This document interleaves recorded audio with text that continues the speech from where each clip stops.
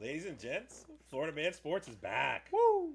And folks, the NFL draft is over, so you know what that means. It's time to go over the best picks, Johnny, the worst picks, who won the draft, who lost the draft, who had some value in the NFL draft. In basketball, Johnny, we're gonna. So you have a legitimate winner or loser in the draft? That's none of your business. Okay. As far as the NBA, we're gonna go over the updated scoreboard in the playoffs. We check in on every team, Johnny, and we say goodbye to some familiar faces. All right. Now, let's start with our Florida teams. Always showing love to the Florida teams, Johnny. The Jacksonville Jaguars. Give me their grade. How'd they do in the draft? I'll give it a grade first for me with the Sure. Jags. I give them a B, a solid B. I think a lot of Did people. your grades change? No, it's a B. it's a B. I Okay. mean, a lot of analysts had them like a C minus, and some of them some Bs. Some of them actually had them graded a little higher. Okay. But for me, I understand what the problems were, why they rated them so low. They started off with a wide receiver, which was very surprising. I mean, initially for me, I talked about that for sure, that it's going to be a cornerback because they definitely need some corner help. But when they ended up releasing your favorite wide receiver last year, Zay Jones, then it actually makes sense why they picked up LSU's Thomas. That dude's a beast. You know, he did play behind Neighbors there. Most people don't really know who he is if you weren't really watching a lot of SEC football. But Neighbors and Thomas were basically Hill and Waddle, if you want a comparison of who they are. Hill obviously is going to be Neighbors, and then Thomas is Waddle. So he's an outstanding pick.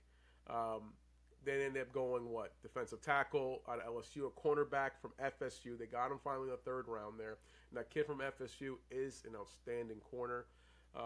Offensive tackle from Missouri, defensive tackle from LSU, another corner from Ole Miss, a solid corner out of Ole Miss, running back out of Texas, which doesn't make much sense to me, Chris, because they have, three other running backs in the running back room. Etienne is an amazing running back. I don't understand why they went there, but they did. The kicker from Arkansas, which didn't make sense to me because in the NFL, you need a 50 to 60 yard leg consistent. That's what's making your money. This kid would hit anything 40 and under, no problem.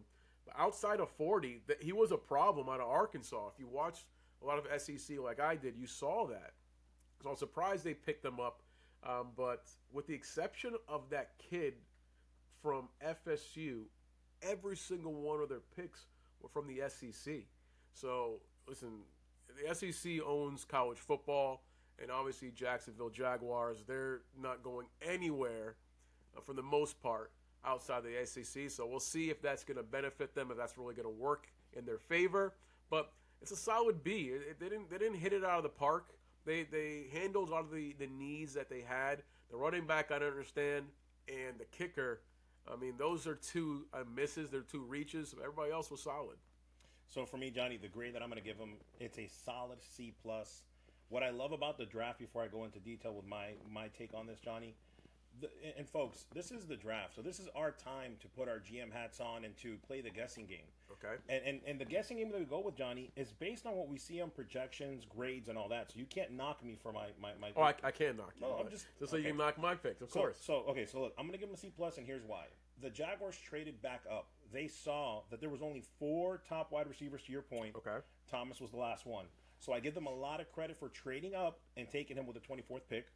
Mason Smith, 49th pick out of LSU. So they both LSU guys. I like that pick as well. But from there on out, Johnny, I disagree with you wholeheartedly. They reached for every single pick.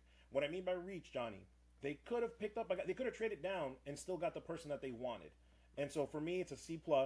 I will say this, going back to the wide receivers, yes, Zay Jones was released, but I want you to think about this for a second. Now you've got Christian Kirk, Gabe Davis, and Brian Thomas Jr.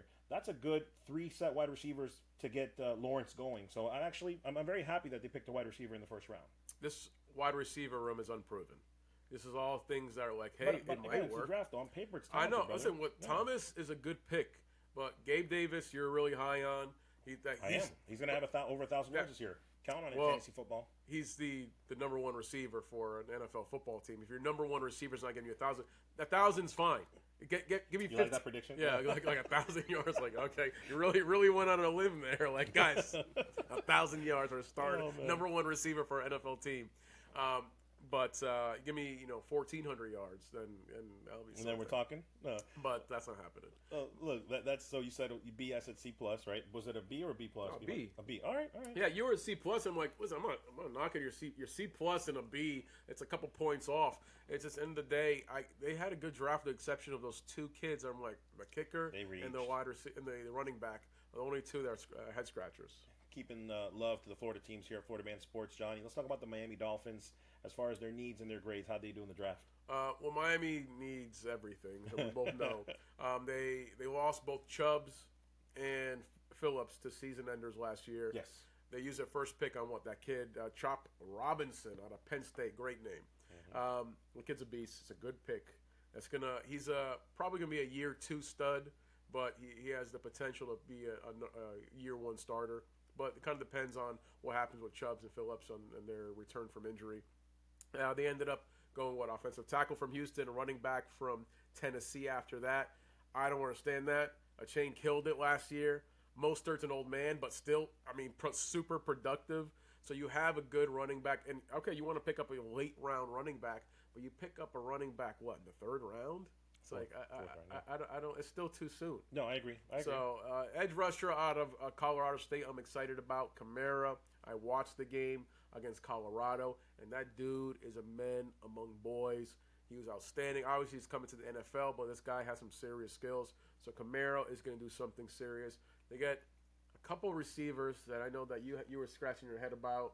Mm-hmm. That even for me, I don't understand why you pick up any receivers, but they picked the receivers from Virginia. And another one out of USC. Maybe you could explain why the heck they went and did that. Overall, Miami gets a C. They get a C from me just because of the fact that, what are you really doing? That number 1 pick was outstanding. And then from there, it was just a bunch of head scratchers there. I thought you had them at C-. But a bunch of head scratchers on there, what the heck are you doing there? And then you were telling me about how, I didn't really notice this, that the height of these receivers there, but yeah. What do you think? Yeah, well, for starters, to your point, Johnny, offensive tackle, offensive guard, to me, were the top 2 needs. Edge was the 3rd one, and they did address that with Chop Robinson, and you're going to see kind of like a same thing that happened here. Chop Robinson's the 4th edge. There was only the top 4. Everybody said there's 4 of them, and so I give a lot of credit to Miami for taking one of the top 4 in Chop Robinson. So yes, that was a great pick. But Johnny, after that, they get a C-. Patrick Paul, talking about the offensive tackle, huge reach, folks. 18th ranked offensive tackle taken in the 2nd round. Going back to the grades, what I was talking about earlier, he was graded 64. So again, Johnny, man, if you're a GM, put your GM hat on. Nobody's drafting this kid. He's the 18th ranked offensive tackle. There's still top 10 offensive tackles available. Why not trade down? So for that, I give him a C-. And then just real quick, the last point I'll make, talking about those wide receivers, right? They draft 2 wide receivers, both under 5'11". What I like, it doesn't make sense. No, folks. It doesn't make sense. C-. What I love about that, why I have a C- as well. I didn't go any lower than C-. Honestly, it probably would have been a D, but C- because both you and I are taller than the quarterbacks and the receivers, the Miami Dolphins. So look at that. That's pretty bad. When you're ready, guys, we got hands. We're tall. We're taller than your starters. Let's go. Yeah, and again, they didn't address the offensive guard position, which is an open need. So again, that's why they get a Miami C-. has so many needs, but they didn't fill nearly enough. And they why are you picking up running backs? You don't need running backs. Right, what are you doing? You need why are you picking up these Oompa Loompa receivers? You don't need them. So Johnny, so far our Florida teams are not doing. They're faring kind of in the middle of the road, right? So you've got the C+, C-, B, whatever. Both teams so far are C's. Let's talk about Tampa and the Tampa Bay Buccaneers. Let's see if they can redeem themselves as a Florida team. How did they do in this draft? It's almost like you're foreshadowing something, Chris. Tampa, listen, you know they did a great job. They did a great job. Their strength, their core is in Baker Mayfield and Evans. They signed them, and they did an outstanding job on just reinforcing that core with this draft. Okay, the lineman they picked up, Graham Barton out of Duke. Come on, that dude is a beast. That was a great pickup. You know it. Everybody that they saw is an A+ first pick. Then they get the edge rusher out of Alabama. Then that stud defensive back out of Georgia. Then the surprise wide receiver pick. I know you liked it. I didn't mind it because now it gives you guys a good 4-man set. Obviously, said with Godwin, Palmer, and Evans there, so it can really do some damage. Assuming that Palmer lives up to the hype you've been talking about forever. Here's the problem with Chris.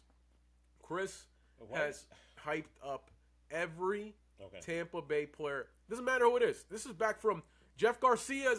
Jeff Garcia's resurrecting his whole career. He's doing it. Oh, Josh Freeman. Josh Freeman is honestly, I saw him practice, Johnny. I saw him. He's the greatest quarterback I've ever seen. He's gonna transform this whole everything. All right, Jameis Winston, elites. He's gonna be better than Brady. He's gonna be amazing. Trask, the backup for Brady. Dude, this guy learned everything from Brady. He's going to be amazing. He's going to go and take everything over. So when Chris says anything about Tampa or their picks or anything, it's with a grain of salt. But Tampa, you did it. But when Johnny says it, it's you better listen. It's legit. When I say it's the gospel. But wow. You finish up with the guard from UTEP and the tight end from Washington. That kid, excellent route running. Great hands. Great blocking, what you want in a tight end. That dude is one of the steals of the draft. And the last pick, they pick him up. Look out. I think they're going to really do something with that kid. We'll see what Baker does with him, but I think that's a steal. Overall, I can't believe I'm saying this, but the Bucs get an A- for this particular draft. Only reason to get that minus is because you got your boy Bucky out of Oregon. That was such a great pickup, Johnny. It wasn't a great pickup. For me, I know you guys needed a running back. Your running back, you guys are last in rushing. But still, it's like, all right, you guys will pick up a good rusher. You had so many other needs, and you address all those needs. You pick them a little earlier than you should have. You could have picked them up in 5th, 6th round. But you pick him up. He is a solid back. I think he led all college football backs with receptions. And so he's a pass-first back. But he doesn't have elite speed, not elite power. He's just...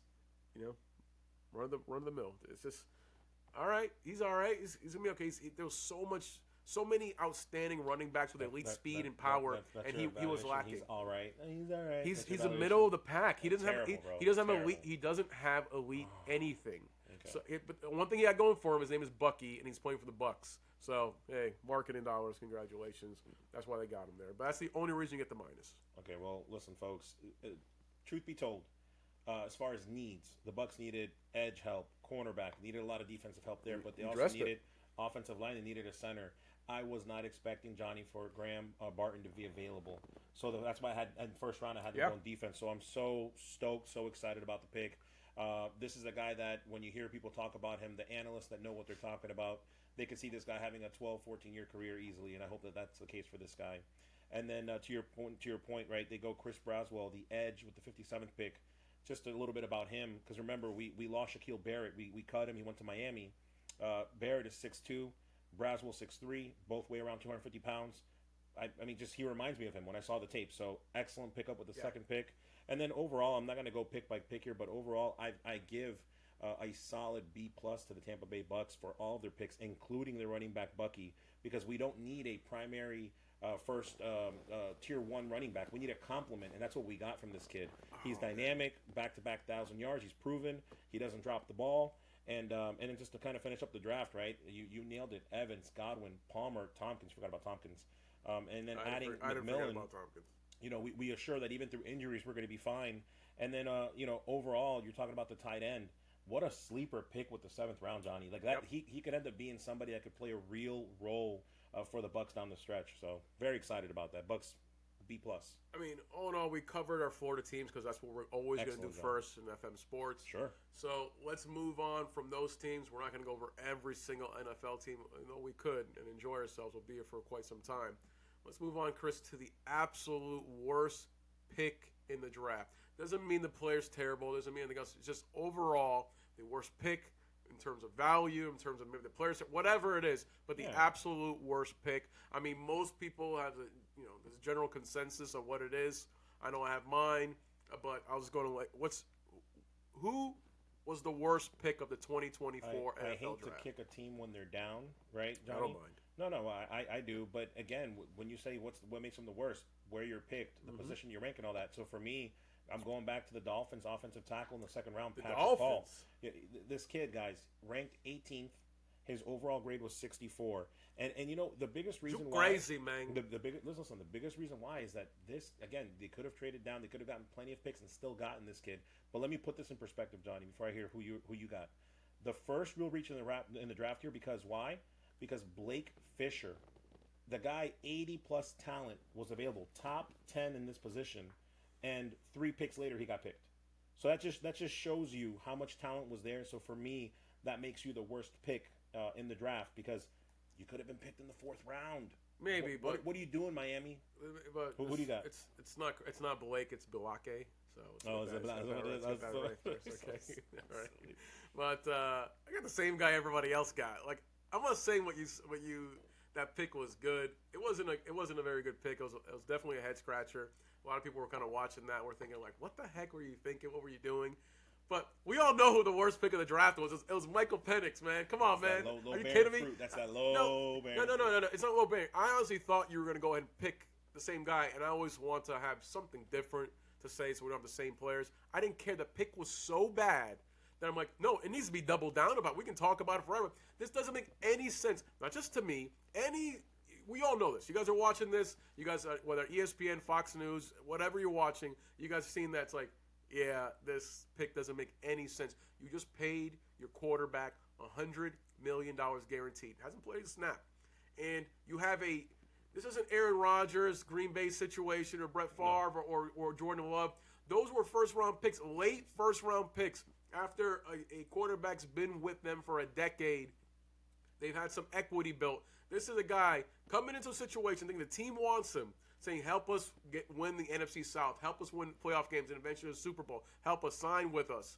And he does that, and in that same draft, in the same offseason, they use a prime pick, a top 10 pick with such amazing talent. Chris, there was 6 quarterbacks drafted in the first 12 picks. Yeah. That's the reason why the Bucs were able to get such a great player like they got, because there was so many good players left, because teams like Atlanta could have picked up talent that's going to help their offensive line, defensive line. You could have picked up a tight end. You could have picked up Brock Bowers to pair up with Pitts and have an Aaron Hernandez, Gronkowski situation without the murders. It would have been something like we would all want to see. We were all safe from. Hey, there's no controversy, because Brock Bowers is, a renowned, Christian boy from Georgia. He's going to go ahead and do the right thing. You pair him up in Atlanta with Pitts. That could have been something special. Or there's so many different other options they could have done. And they went with Penix. They used first-round money to go ahead and for a backup quarterback after guaranteeing your starter $100 million. None of this makes sense. This is why Atlanta, you're a Mickey Mouse organization. You're a joke. Everyone's scratching their heads. And yes, there's a chance you can pull this off by pure dumb luck. If some miraculous thing happens, if you're saying you need a backup policy, you wonder why. Not to cut you off, but this is why I always say you talk out of both sides of your mouth, because it's 2 weeks ago this guy's ready to name them division champs, paper champions, and then now they're the laughing stock. Okay, right? Okay. Why? Because I'm thinking they pick up Cousins. They have, you seen their roster with London, with Pitts, they're the Robinson. They have a good roster, and they're going to pick up a top 10 pick. They're about to pick up somebody that's going to really help their team immediately, and they're going to pick up Penix Jr. I got a lot more into Atlanta in general, so I'm not, I'm going to let you, because I think that's your choice. That's fine. But come on. That's most people's choice. But I will say, and you'll agree with me on this, if you're thinking that Penix is your person, because there was still McCarthy was still on the board, Bo Nix was still on the board, which some people have them in the same circle, those 3 guys, right? So it's not like this was the last guy and then you're done, like Miami, right? Like I mentioned earlier. So you can agree with me on this. They could have traded down. Dude, if everybody knows they could have traded down. It drives me nuts. Drives me nuts. I'll give you that. Even if you want to do some stupid nonsense like pick up Penix, the same exact player.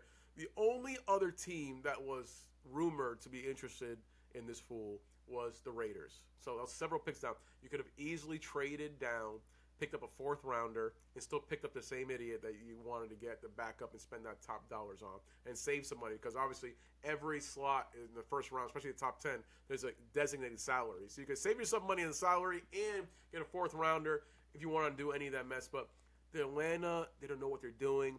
You can't wear 2 Rolexes at the same time, Chris. You can't sit here and plan for the future and playing to win today at the same time. It doesn't work that way. Something you're going to spread thin. Something has to give. You either try to go ahead and we have a good team. We're going to try to win right now, or we're building for the future. He was still an 80-plus rated quarterback, so Patrick Paul's still the worst pick. Nah, everybody agrees it's Penix, but it is what it is. We're talking about obviously the worst. Most people will agree with me, but your worst is not bad. But who had the steal? Who stole the draft? Give me. I mean, I don't know. I have one for sure. Yeah. What do you got? I'm gonna give it to the Detroit Lions, and I'm gonna give it to Mekhi Wingo. This kid, defensive tackle. It's very, very rare, folks, that you're gonna be able to get a top 10 at any position, Johnny, in the 6th round, and they get him in the 6th round, 13th overall in the 6th. The knock on this kid, he's 6 foot. Defensive tackle, 6'3", 6'4". That's the average the height. So he's definitely shorter on that side. But I mean, that being said, I know you can name him one of the best, arguably the best defensive tackles that just retired. He was 6'1". I'm not saying that this kid's going to be like him. I'm not saying that because he's 6 foot. But again, Johnny, to draft somebody in the 6th round that could eventually be a starter this year, that's a huge deal. So big ups to the Lions and to Mekhi Wingo, the steal. At least on paper, the steal in the draft. But what makes you think that he's going to be somebody like? Oh, because that's the only knock on this kid's game. He's got a motor for days. He got the second speed on the four as far as like the on the combine. He was second in speed. So this kid has all the tools. Nobody expects him to be a bench player. Everyone expects him to be a starter. Just again, the biggest knock was that he's undersized at 6 What's foot. What's his name? Mekhi Wingo. No, the biggest knock is his name is Mekhi Wingo. Wow. Wow. Hey, Mekhi Window. Mekhi Window. It's like it's almost kind of like Look at this value before you keep making fun of it. Mekhi Window. The 189th pick, he was ranked top 88. So that's pretty awesome. That's pretty incredible. It's Mekhi Window. It's very much like who do you got? Very much like Piki Pani, like Mekhi Window, Piki Pani, Mekhi Window. So like, all right, that's they got that joke like 5 episodes ago. I guess say it though. When you did that 5 now episodes I'm switching my Piki Pani to Mekhi Window. Mekhi Window. Who's your steal? Steal for sure, because my steals and my tops are legit. Oh, they're legit. Not Mekhi Window. Kansas City, man. These fools, the rich get richer. Xavier Worthy. Fruit. Go ahead. Why do you say low bearing fruit like that? It's who's the steal of the draft? You ask me who the damn steal of the draft is, and you want to go ahead and say, I'm going to pick up some obscure names like Mekhi Window. Like what the? I do have a problem pronouncing names. You got me there. Like Mekhi Window. Tell me about Kansas City. I'm not saying mispronouncing. I don't know if that's mispronounced. What's the correct pronunciation? It's not going to be much better than Mekhi Window, whatever the heck the name is. Doesn't matter. But Xavier Worthy at the 28th pick, the dude ran the fastest 40 in the history of the combine. Kansas City, what they did with Hill when he was the fastest wide receiver in the NFL. And now they picked up somebody who's a little taller and faster. So, yeah, you're going to pair him with Sky Moore, with Rice, who already has a connection. They got rid of No Hands Tony. I was about to ask you, how are his hands? he's whatever. He's not in Kansas City. It's just they are an outstanding team. They won last year without having the best team in their run. And now they just picked up. How do you let Kansas City pick up Xavier Worthy? You know how? Because you pick up 6 quarterbacks in the first 12 rounds. You have morons like Atlanta Falcons going ahead and picking up a quarterback when they just signed a franchise quarterback for $100 million guaranteed.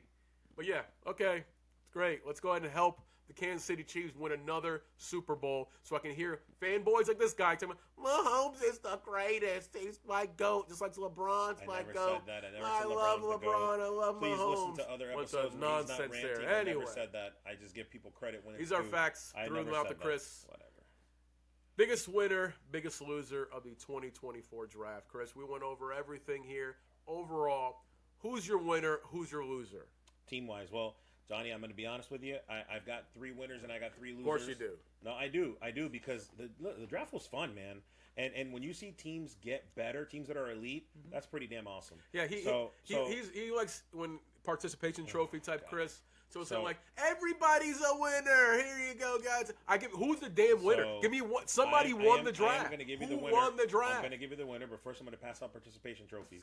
Tampa got an A, but they didn't win the draft. Is to Baltimore. Baltimore, the rich get richer. They got 5 picks are bona fide week 1 starters. All right, so Baltimore, you get a participation trophy. Yep. Minnesota, Minnesota did what Houston did last year. They got their quarterback, and with the next pick, they got their defense. So McCarthy and Turner, excellent draft. Again, the sky's the limit for that team. But the winner, Johnny, I mean, is it any question the winner of the NFL draft? It's Tampa Bay Buccaneers. First five picks, all top 10 ranked at their respective positions. What? The 5 picks, all top 10? What? Nothing good. Okay, the first 5 picks, all top 10 ranked at their respective position. Okay. Another haul by Jason Light. I think this year is going to win GM of the year. 4 bona fide day 1 starters. Okay. So the Tampa Bay Buccaneers they're the winners, yes. And you already talked highly about the draft. 100%. 100%. Devin Culp, Elijah Clean. So Bucky Irving, that's who you were knocking. Another great pick. So Bucky, marketing dollars. The Bucs are winners. Thank you, Jason Light. And Jason Light we trust. So Chris, who's going to go ahead and sit here and say now that the Buccaneers won the draft, even though he gave them a B. So the team that wins the draft, B+. who won the draft, they got it. They won it. I give them a B. I give them a B. They won it with a B. They won it with a B. Come on, man. You kidding me, bro? It's talks out of both sides of his mouth. How am I talking? I give everybody trophies, but now that I'm very critical and the winner gets a B+, that's not good enough. You see what I mean? It's like I don't. You talk out of both sides of his mouth. Chris, you've told me the Buccaneers have won the draft for 18 years running. So this is fine. It's like, all right, this is the first time you guys are seeing it. You guys are seeing it there. So, no, this is the first time they're seeing it. But listen, Tampa, they're winning the Super Bowl every year. They won the draft. Every single player that's ever played with them, their free agents coming in are the greatest free agents ever. Okay, Johnny. Before you're going to another rant, who won? No, I can't stop. I have nonstop rants here. That's all I want to know. Who won? Chicago Bears won the draft. Everybody knows Chicago Bears won the draft. Chicago Bears, you can say what you want about Caleb Williams. This guy was just talking to you nonstop about Justin Fields Justin Fields is trash. Justin Fields, his quarterback rating, everything about he would see a flash. Why are you talking about Justin Fields when you're talking about the Bears? Because he just was on the Bears. Winning the draft. And I'm telling you that Caleb Williams is so much better. You're knocking Caleb Williams. Caleb Williams is going to be a bona fide stud. He's coming onto a team that just won the offseason. You know, and obviously you're adding the Adunze out of Washington, who's a stud at that 9 pick. That's immediate impact. Add that to that receiver room, ridiculous. They go, obviously, offensive tackle, the absolute best college punter by far in Iowa. I think his last name is Taylor. That dude's a beast. People are like a punter. Yeah, if you know football, you know that the field of possession, these things matter. Yeah, Chicago drafted a punter, folks. That's going to get him in the playoffs. Yeah, when you Patriots had the number 1 punter for years, and it's not by accident because it actually moves the ball.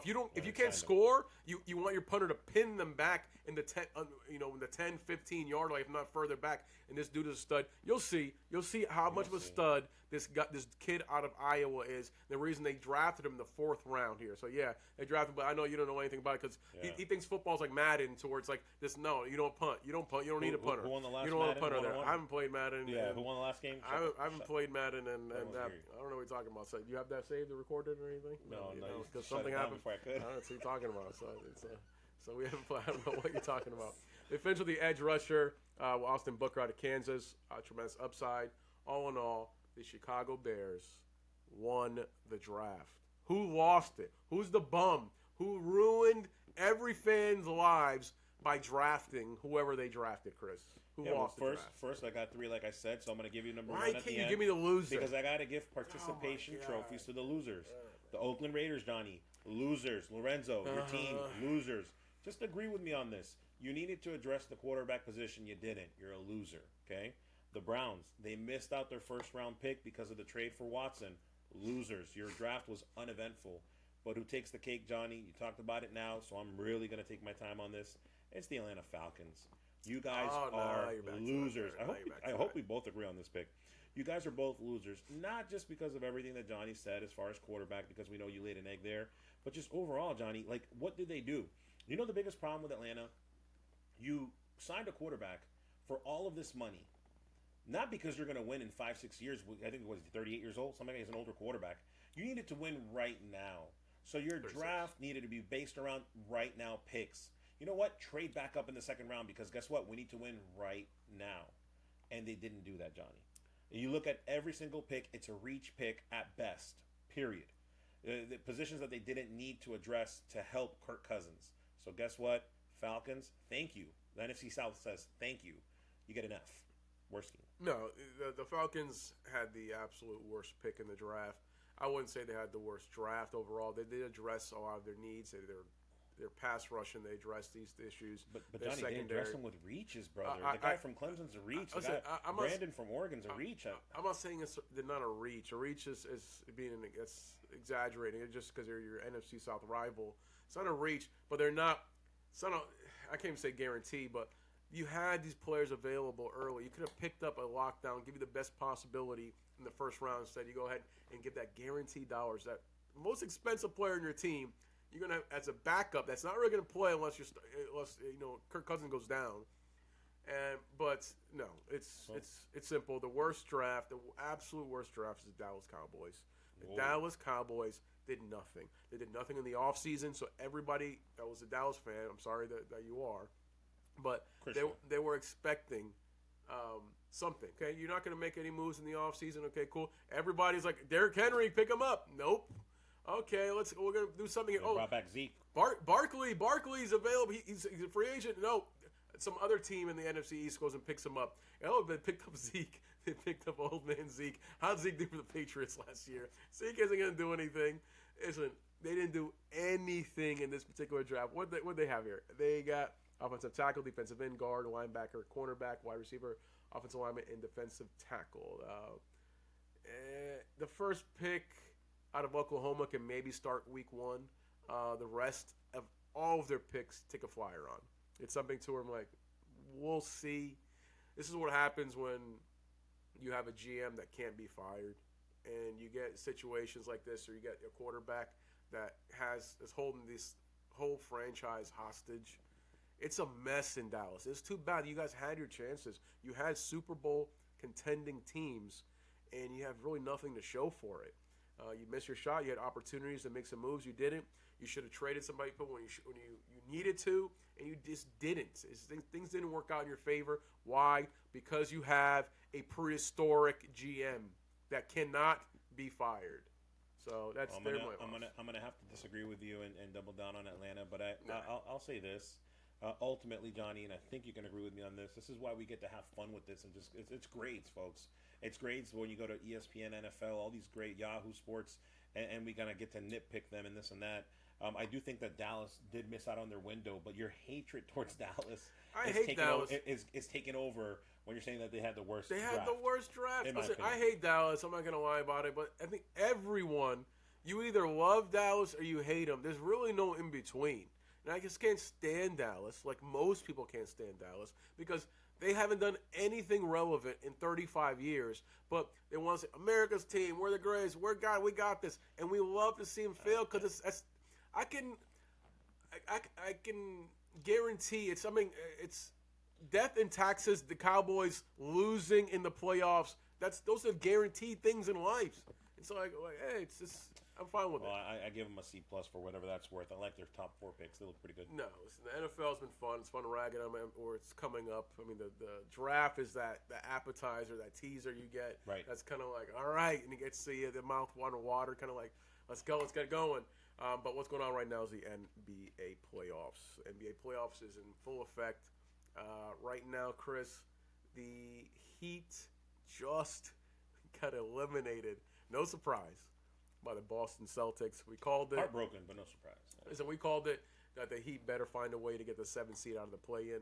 They did not. They got the 8th seed, which almost guaranteed them off. They fought the fight. You know, most people thought maybe they can squeeze an additional game. Yeah. With Porzingis being out for extended period of time with that same calf injury that Giannis has. So that didn't happen. They got rocked. It was a gentleman's sweep. And any parting words for the Miami Heat, Chris? No, I mean it's our Florida team. So as we say bye to our Florida team, I think, Johnny, we can always just kind of back this up a little bit and say, what if, right? Yeah. What if the big 3 that we had in Miami would have played more than 30 games together, right? What if Butler wouldn't have been hurt? But to your point, this last game that they lost, Porzingis was hurt. So if you were going to have any chance at all, it was this game, and then look, they got blown out. So I mean, we knew, we talked about this, that Lightning's not going to strike twice. Right. The Heat followed the exact same path last year, and then what? They went in and beat Milwaukee in the first round. Something that, like, are you kidding me? An 8 seed comes in and beats the number 1 seed. Doesn't happen very often. It's not going to happen twice, yeah. But they're not going to come in and do it again, bro. Come on, not against the Celtics team. Everybody sees the Eastern Conference as the Boston Celtics Open. It's theirs. With Porzingis being out, though, bro. Porzingis has a serious injury. That injury is the same thing going on with Giannis. I'm telling you right now, Boston can't win without Porzingis.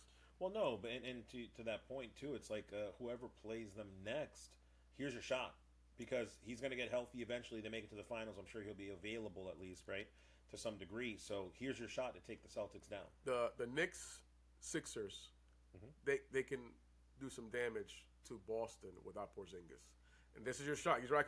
You better take it. Either one won't see him, though, until the finals. Yeah. I'm just saying that's those are the two teams in the East that have a shot against Boston without Porzingis. With Porzingis, they got no shot. Doesn't matter. But without Porzingis, those two teams. How about Orlando, bro?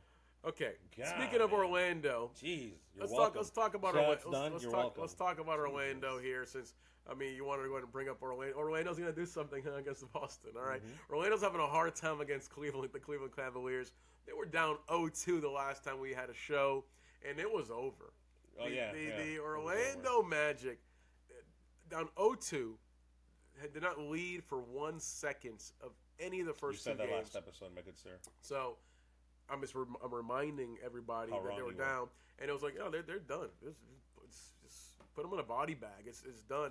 Put them in a body bag. They came back and rocked Cleveland. They beat by 20 points plus both games, and really showed Orlando pride in playing at home. And then Game 5 happened. Game 5 went a little differently. Well, how did Game 5 go for you, Chris? I mean, Game 5 was exactly what we expected. I missed the game. Who won it? It was what we expected it to be. Who won the game? A very, very close game. Before I go into Game 5, I will tell you that what I said before this, and it was that both home teams are winning. They're doing their part. So it became basically a 3-game series. But who won that game? Which the Cavaliers won. Oh, so Cavaliers now, won, yes, now it's win or go home. Oh, yeah. And so this is going to be some of the best basketball Orlando's going to play. Orlando lost. Just can't be original. You can't be original. Look, folks. Here's what needs to happen. This is Florida Man Sports. Always want to show love to the Florida teams. And one thing that I've noticed in these last two games, Wagner scores. Just goes nuts, 30-plus points, Magic win. Banchero has like 8 points. Then the reverse this last game that they barely lost, Johnny. Wagner is underwhelming. Banchero has an excellent game. So path to victory, keys to victory for this next game. We are at home. That's going to help us. But both guys got to get it together. We need both guys to score and be productive at a high level. Not just score, but be productive. And Johnny, I'm going to say right now, okay. I believe – we can win this. We can win this game in Orlando, but if both guys can be productive, Game 7. If we can create a Game 7, Johnny, we can win this game in Cleveland. It is a winnable game, folks. Of course it is. It's just not going to happen. This series. The same guy that said that Orlando was done, couldn't win. It's not going to happen. I was saying, okay, they came in. Stand this guy. I was saying that the home teams are going to win every game this series. So Orlando should have done a little bit better, won one more game, and had a higher seed, and maybe they'll go ahead and win it. Thank you for holding my hand. This is going to go ahead and be 7 games. And that's the end of it. So you're telling me over here, see, Orlando has a shot to beat the Celtics. They get past here. They can beat the Celtics? Well, Johnny, are you telling me they can beat the Celtics? I thought with our producer before the show, you said that we're not going to jump the gun and talk hypothetically. No, I thought you said we weren't doing that. No, Derby. You opened the. Yeah, he's standing in the corner. Yeah, he's standing in the corner there. Don't move. You opened the window on this. You weren't brought up to like. What about Orlando? Then I'm coming in the window. Then I'm coming through the window. If the better team is Orlando, I feel like Orlando matches Orlando's better than Boston? Listen to me. Between the Cavaliers and the Okay, Magic, forget I that. believe Orlando matches I up know, better against Boston. You asked if Boston and Magic. Who's winning that game? Who's winning that series? Boston. Yeah, okay, man. Don't sit here with some nonsense over here like that they have any shot. None of these teams have a shot. I picked Boston to win out of the East. But again, injuries happen, folks, right? And injuries, we both have won right. the East. And when injuries happen, the best chance to do it is now. So hopefully Orlando can get through the Cavaliers so that we can see what they do with an injured Porzingis. That's all I'm saying. The Orlando Magic. That's all I'm saying. Could not beat the Boston Celtics if it was 5-on-3. Okay, so let's just get that straight. Okay, let's just move on from there. Same stuff. Moving on to the next, the Milwaukee Bucks. They playing obviously the Indiana Pacers. The Pacers there. Giannis isn't playing. Right. Lillard's hurt. Bucks are done. And then out of nowhere, the Bucks go ahead and they are making it a series there. It's 3-2. But do we really expect the Bucks to win 3 straight games without their main guys? No, and Indy wins the series, right? So Indy actually won. So the series is play today. Yeah. Pacers won, brother. Pacers won. Live news. Pacers win the series. Milwaukee is sent packing, and it's incredible now that just it's breaking news. So it's incredible that it just happened, but that's the end of it, man. I mean, I wasn't expecting them to come back anyway. You had called the Pacers to win, but let's be real. 6 games. Listen, Halliburton had a great season, great series. It's a good young team. Nobody expects much from the Pacers, but they're a good young scrappy team. If the Bucks were at full strength, they didn't have Giannis, they didn't have Lillard. Are you kidding me? Like, come on. It's unlikely. Hey, they pushed it to 6 games without what's essentially their C squad. Mm-hmm. But the Pacers are a fun team to watch. But they're young, fun to watch. They're homegrown. And let me ask you this question: Doc Rivers, you giving them more time? They have to. They got no choice. They have too many coaches under the payroll. Luckily for Doc, that Giannis and Lillard were out because now he has an excuse. Now he's going to be like, give me a full season. Give me a full season with everybody. You brought me in here. Blah, blah, whatever. Like, come on, Doc. I agree. And you're going to get a shot, but it's not going to happen. It's unfortunate what happened. I feel bad for Lillard. I was expecting something for Lillard to actually make some moves. That dude stayed with Portland forever. Portland did him dirty. And I was hoping he could maybe do something with Milwaukee. It just didn't work injury out. bug, too, there towards the end, too. So you had some injury issues, but ultimately Giannis's injuries kind of hurt him. And the fact they fired their coach was like 20 games over 500 just because this situation here is Giannis's doing. Because obviously Doc Rivers isn't going to be the head coach for Milwaukee if Giannis doesn't say, I want this coach out of here. He said, you're up. How's an ownership? You go to your star player and be like, all right, you guys are 20, 30 games over 500. I want this coach out of here. Okay, no problem. We'll get him out of here. Are you kidding me? And what's the result? Because Doc finished with a under 500 record. So it didn't work out. You can't listen to your players. Your players can go and advise you. If you're Jordan or Kobe, you can go and say, this is what I want. At the end of the day, when you let a player run an organization, this is what happens. You get bounced in the first round. Yeah, and in this case, I'm actually really excited for Indiana. We'll talk a little bit more about this when we talk about the West teams, but I'm always a big fan of the homegrown. Look at Orlando Magic, right? Yeah. Look at the homegrown talent. I got nothing but love for them. I respect that. And they get a lot of rest now because I know you're going to say who's next, but the next matchup, they're going head-to-head right now, the Knicks and Sixers. So. Yeah, that's an amazing series. The Knicks and Sixers, my God. I mean, this has been the best series. I mean, I was expecting other series to be the best. This one has been the absolute best.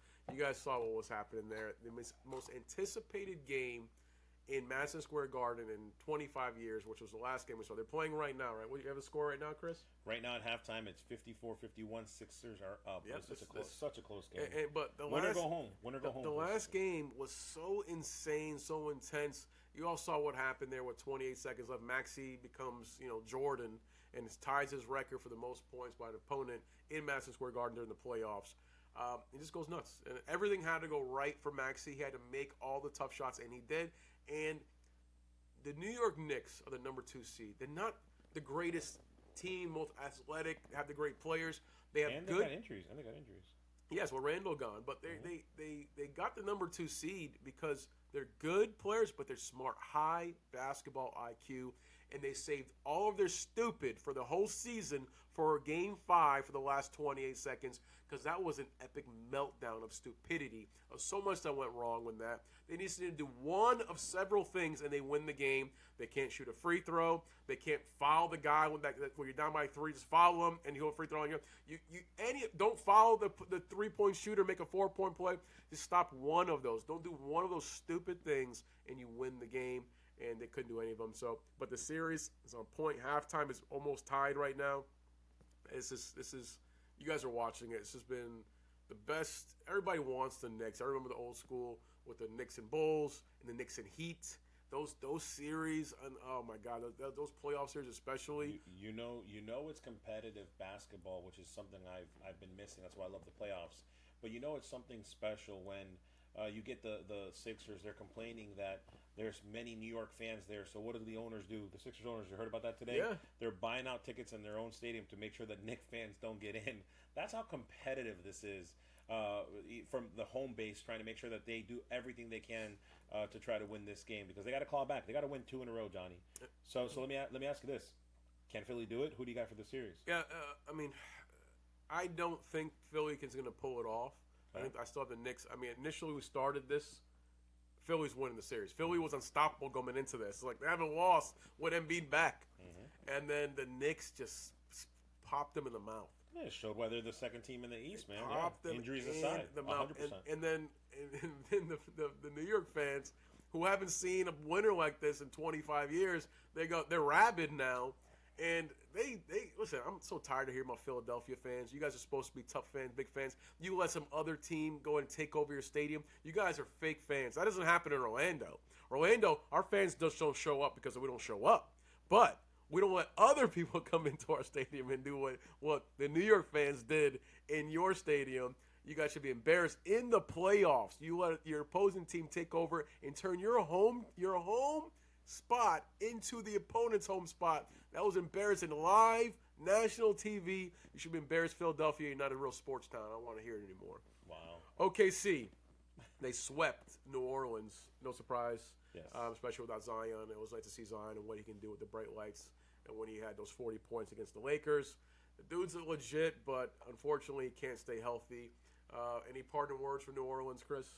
No, just they're a young team as well with Zion. So hopefully we get a healthy Zion and they can continue this story, because they are a young team. They've got a lot of potential, and nobody gave them. And let's be real, you can't. Besides the fact that Thunder are the number 1 team in the West, Johnny, nobody really gave them anything going forward with the injury to Zion. So I don't think people can give them a game, right? We said sweep. Yeah, we both call it sweep. So there's nothing. It is what it is. We put a nail in the coffin. 8-1 on both sides. We're like, it's not going to work out well. At least Miami went away with the gentleman's sweep. They got a game on that. But Dallas and Clippers, which we both expect to be the best series, ended up being the best series in the West right now. I still thought the Knicks series took over for me. But 3-2. Dallas went ahead and they won the game last night. It's been a tight series back and forth there. Are you still comfortable with your Clippers as your pick now that Dallas is up 3-2? Yeah, I'm absolutely sticking with the Clippers, and to disagree with you, Johnny, I still think this is the best series overall. You got a 3-point game in Game 2. You've got Game 4 that was a 4-point swing. So, no, I definitely think that this is an excellent series, and I think the Clippers aren't done yet. I think this is going to go to 7 games, but I am going to stick with the Clippers and say that they can pull it off. Man, Paul George has to go off. Paul George has to go crazy.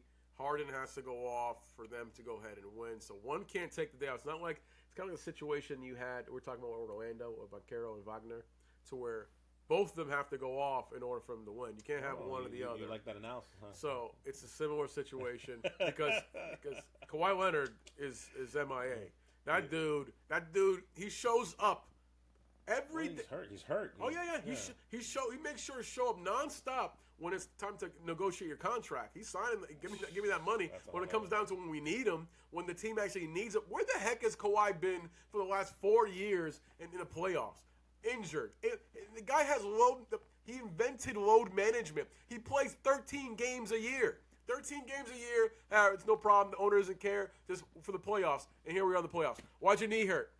You played 13 games this year, bro. The year before, you played 6.5. It's like you're not playing any games. You're not doing anything. But somehow, my knee hurts, bro. My knee hurts. That dude is collecting money. He's stealing money from Mr. Windows. But, like, whatever. I'm Lord not gonna. knows when you rant, I just tune you out every time. But this last little rant here, I couldn't agree with you more. The guy invented management as far as the body goes. If you remember the great Kobe Bryant, rest in peace. The quotes you've heard it in the past. What would my fans think if I took time off? Right, that just resonates true. So hopefully Leonard can come back and make it to Game 7. And if he can, again, I'm taking the Clippers. Well, I'm glad the NBA, they made some changes with load management, so now if you don't play at least 60 or 65 games, can't remember what it is, you don't qualify for any actual awards. I think that's one of the best things here, because I'm so tired of players Absolutely. that's why, big surprise, that happens, and all of a sudden now, LeBron, most games he's ever played in 6 years, AD, most games ever in his history have been playing. All these players they're now actually have to show play. Oh, you want to qualify for possibly getting an award? You better actually play 60, 65 games. You got to show up to work. For the nonsense there. These guys don't do anything here. But speaking of LeBron, your boy, your GOAT, Chris, finally a good managed to not completely embarrass himself. He won a single game, got the gentleman sweep against the Nuggets after losing 11 straight. Denver won that series 4-1. And you showed in another series, you showed no respect for Minnesota. I didn't. Who swept your second favorite team, the Phoenix Suns. The top Eddie knows your line. 3 teams in the West, Chris, are number 1 seeds. All of them, number 1 seeds. Whether it's Minnesota, whether it's OKC, excuse me, by the burp here. OKC, or Denver. Any of those guys here are the number 1 seed there. So thank you for holding my hand to what everybody knows. What's your point? So Minnesota just swept Phoenix. They swept them. When you're picking Phoenix to go ahead and beat them in 5. Okay.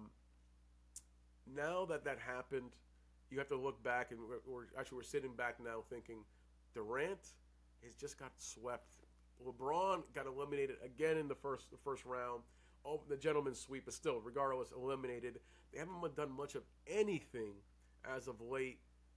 What does this loss, if anything, do to their legacy? Well, I don't know about what it does to their legacy, because one, their careers aren't over yet. So that remains to be seen, I will say. But here's what I will say it does right now. It for me, folks, and hopefully if you're a little older like I am, you're going to agree with this. I'm very happy to see this. But, Johnny, this looks like, to me, it's the end of the Big 3 era. You go back to when Durant was with Brooklyn, with Kyrie Irving. He has his own little Big 3 over there with James Harden. That didn't work out. So now he's with the Suns. It's not working out with Beal and with Booker. L.A., they've tried the Big 3 with Anthony Davis and Russell Westbrook. Didn't work. Now they have, they have their own Big 3 now again. Still doesn't work. So with D'Angelo Russell, So it's like, at the end of the day, to me, Johnny, I think that by them losing in the first round, it's the end of the Big 3 era. Now, furthermore, let's look forward. You just said Thunder, you said Timberwolves, and you said Nuggets, right? Yep. All homegrown talent, drafted, grown up in there. Let's look at the East real quick. The Celtics, homegrown. Magic, Cavaliers, Pacers, homegrown. Let's go. And this is the kind of basketball that I want to see. I love to see when teams take care of their talent. They keep their talent. And they want to play there. You see, not to switch back to Orlando, but you see the Orlando Magic players, how they love the coach, how they love the system, how they want to be in Orlando. And so I love to see that. I hope that happens for the Thunder and for the Timberwolves and for the Nuggets. So, yeah, it sucks to see LeBron James in the twilight of his career he's still down 20 points, almost a triple-double average. Give the man credit. Give the man credit when it's due. And I've never been a big fan of Durant. He played okay. Booker did a great job. But ultimately, I'm happy to see, Johnny, the Big 3 era is over. Let's get some good fundamental basketball going. No, I said the Big 3 era is over. I think, I guess a better phrase for me anyway, but the era of the super teams are over. It's like you can't just go ahead and just start drop a couple players together, put them together like what LeBron did, the first one with the Heatles, doing something like that and think it's going to work. I think for Durant, he's going to go down more for his failures than his successes. And it's unfortunate, it's his own doing. At the end of the day, he chose his path completely. He didn't sit there and grind it out and be like, all right, have some adversity. No, have the team, the ownership build around him, work with players. No, he's somewhere for a year or two. He gets annoyed. He doesn't win a run. If he doesn't get the way, whatever, I don't know what's going on with his head. The dude's just not happy. The dude isn't happy for anything. He wants to go ahead and he's with OKC, wins the MVP in the finals. I'm not happy. It's always something nonsense. It's ridiculous nonsense or something small. He wants to be out. Okay, fine. He goes to Golden State. Golden State winning multiple titles, MVPs, NBA Finals MVPs. Gets a little scuffle with Green because Green doesn't, doesn't just worship him or whatever the reason happened over there. I want out. I want to go ahead and go to Brooklyn. Goes to Brooklyn, brings his boys with him. I want Kyrie. I want to make sure Harden's with me and all these things here. Swept. They get swept. They're out. Now I don't want to be here anymore. Go ahead and send me to Phoenix. It's like, come on, dude. And you just got swept in the first round. This is your own doing. So if it's one thing if a player gets traded, it's one thing if things happen. But for you to force your way out of multiple teams, and you had it good. If that dude would stayed at OKC, that was a great team with Harden and Russell Westbrook. They had what's this dude that was the center too that went to Orlando. I didn't go to Orlando for a little while from OKC, but such a great team in OKC. Even if he had left and go to Golden State and stayed in Golden State, his legacy, he probably would have had at least one more, if not 2 or 3 or 4 more rings in Golden State. I'm sorry? Ibaka. There you go. Thank you. So Ibaka, I'm saying that dude. I mean, that team was so good. Yeah. They were still young. They had the rookie contracts. They could have stayed together for a while. But at the end of the day, this is his own doing. So he's going to go down if it's just being this hired thug, this hired assassin that gets no results. So it's funny that since we're talking about this. I'm sitting here saying it's the end of the Big Three era. You're saying it's the end of the max group contracts, right? The super teams. Find this funny, right?